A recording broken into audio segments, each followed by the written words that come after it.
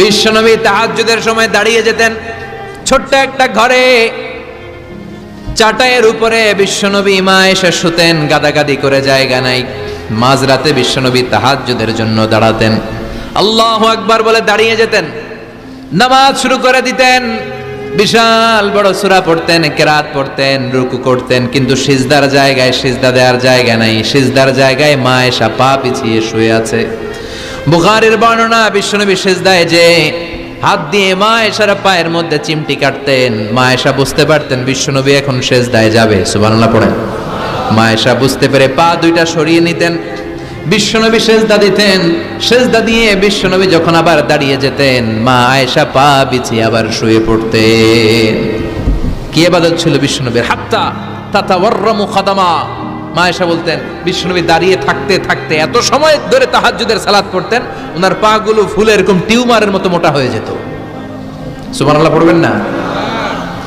দাঁড়িয়ে থাকতে থাকতে বিশ্বনবীর পা গুলো টিউমারের মতো মোটা হয়ে যেত। প্রথম রাকাতে বাকারা, আলে ইমরান পড়ে ফেলতেন। সুবহানাল্লাহ পড়েন। বিশ্বনবীর পা যেন ফেটে যাবে, এভাবে হাত বেঁধে দাঁড়িয়ে থাকতে থাকতে বিশ্বনবীর হাতগুলো বাঁকা হয়ে যেত, ব্যথা হয়ে যেত। বিশ্বনবী তখন হাত দুইটা ছেড়ে দিতেন। আবার যখন এনার্জি ফিরে পেতেন, যখন বিশ্বনবীর ভাল লাগতো, আবার হাত বাঁধতেন। পড়েন সুবহানাল্লাহ। তার মানে হাত ছেড়ে দিও নামাজ পড়া যায়। হাত ছেড়ে দিও।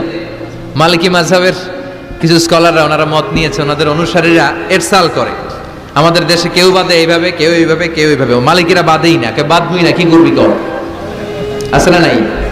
আপনি যদি হজ করতে যান মক্কা মদিনায় এই আমলগুলো দেখতে পারবেন। এটা সুন্নাত একটা আমল। হাত ছেড়ে দিলেও যেখানে সালাত হয়ে যায় ওই জায়গায় কই বাঁধবে এই নিয়ে কিলাকিলি আছে না নাই? উপরে না নিচে, আমিন জোরে না আসতে, আছে না নাই? বিশ্বনবী লম্বা সময় দাঁড়িয়ে তাহাজ্জুদ পড়তেন। তাহাজ্জুদ পড়লে আপনার মর্যাদা বাড়ায় দিবে কে?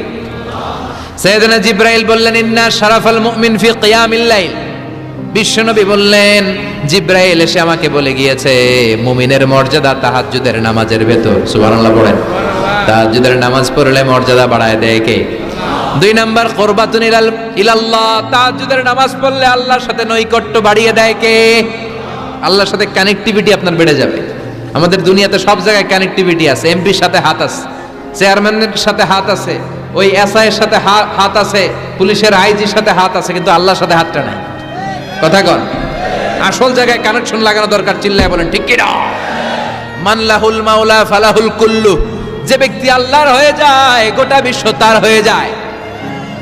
যে সব জায়গায় যে ধর্ণা দেয় আল্লাহর কাছে ধর্ণা দেয় না, তার কোনো মর্যাদা নাই। আর যে ব্যক্তি সব দিক থেকে মুখ ফিরিয়ে আল্লাহর কাছে যায় গোটা বিশ্বের সবাই তার দিকে তাকিয়ে থাকে।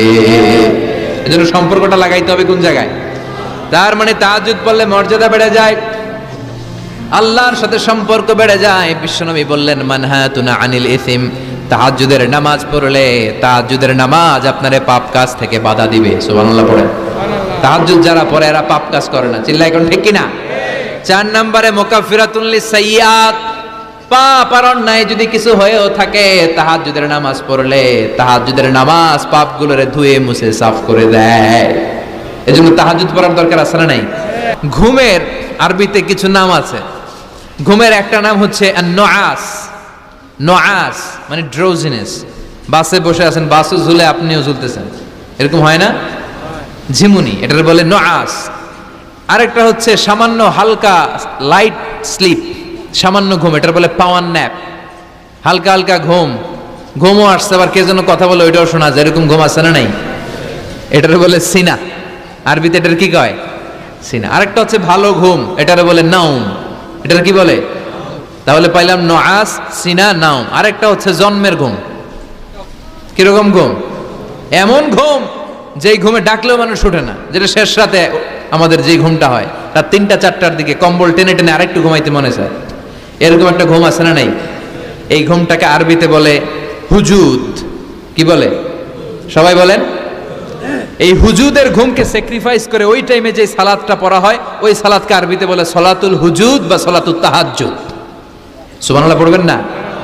এজন্য রাব্বুল আলামিন বলেন ওয়া মিনাল লাইলি ফাতাহাজ্জাদ বিহি নাফিলাতান লাকা আসা আন ইয়াবআসাকা রাব্বুকা মাকামাম মাহমুদা। ও নবী, রাত্রিবেলা দাঁড়িয়ে আপনি তাহাজ্জুদের নামাজ পড়েন, আশা করা যায় বিশাল সম্মানিত মহিমান্বিত জায়গায় আল্লাহ আপনারে বসায় দিবে গো নবী। ঠিক কি না? তাহাজ্জুদের সালাত পড়লে মর্যাদা বাড়ায় দেয় কে? মুমিনের বৈশিষ্ট্য, তারা রাত্রিবেলা তাহাজ্জুদের সালাত পড়ে। ইমানদারদের বৈশিষ্ট্য, তারা হলো ফুরসান আন-নাহার রুহবান আল-লাইল। রাত্রিবেলা তাহাজ্জুদের যায় নামাজে কান্নার ঝড় তোলে, দিনের বেলায় ঘোড়া হাঁকিয়ে জিহাদের ময়দানে জিহাদ করে। ঠিক কি না? দিনের বেলায় চলবে কি? জিহাদ। এজন্য বিশ্বনবীর প্রথম প্রশিক্ষণ নিতে বললেন আল্লাহ, কুমিল লাইলা ইল্লা কালিলা। ও নবী, বিশাল মিশন নিয়ে দুনিয়ার বুকে আপনি এসেছেন গো নবী। প্রথম প্রশিক্ষণ যেটা নিবেন, রাত্রিবেলায় দাঁড়িয়ে দাঁড়িয়ে তাহাজ্জুদের প্রশিক্ষণ। বিশ্বনবীর আদেশ করলেন কে? কিসের আদেশ? সবাই কোন? আরো জোরে। ওই মুহূর্তটা তাহাজ্জুদের সময়টা এমন সময়, ইয়ানজিলু রাব্বুনা ইলা সামাইদ দুনিয়া, রব্বুল আলামিন আরশের উপর থেকে দুনিয়ার আকাশে নেমে আসে। নেমে আসে মানে বিশেষ একটা মনোযোগ দেয়, আর দুনিয়াবাসীরা ডেকে ডেকে বলে, গোলাম আলা মিন মুস্তাগফিরিনা গফির আলা, কার ক্ষমা লাগবে ক্ষমা চাও, সব গুনাহ আমি ক্ষমা করে দেব। আলা মিন মুস্তারজিকিন আরজুকালা, কার কি লাগবে আমার কাছে চাও, সব আমি দিয়ে দেব। আল্লাহু আকবার। আলা মিন মুস্তাকসিন আকসুলা, যার জামা দরকার জামা চাও, জামা দেব।